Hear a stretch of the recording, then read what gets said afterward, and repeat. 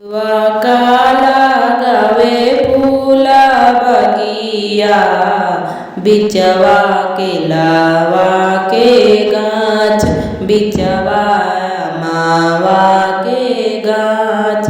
प्रभु जी लगावे फूला बगिया, बिचवा के लावा के गाछ, बिचवा मावा के गाछ। सेवा का लगावे फूला बगिया, बिचवा के लावा के गाछ, बिचवा के लावा के गाछ। फल तोड़े चलली छठी मैया, होते भोरे बिनुसार, होते भोरे बिनुसार।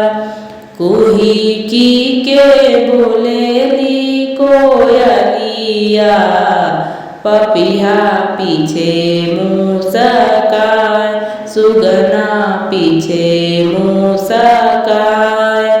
कवन व्रत अइले छठी मैया, आइलू भोरे बिनुसार, आइलू भोरे बिनुसार।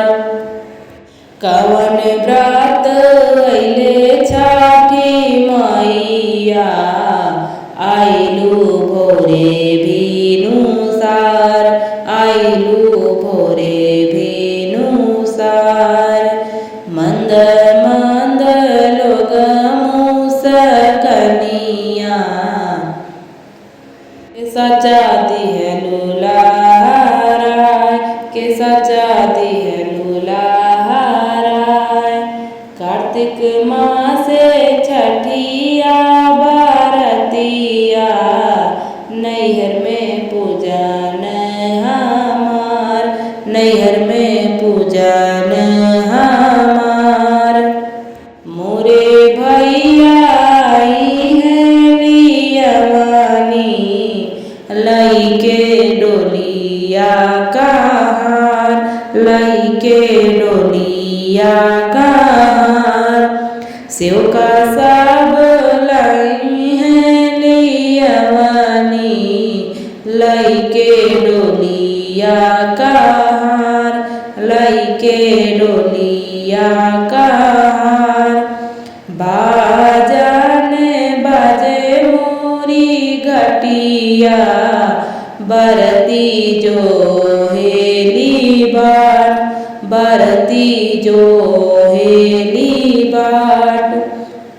सेवा का लगावे फूल बगिया, बिचवा के लावा के गाछ, बिचवा मावा के गाछ।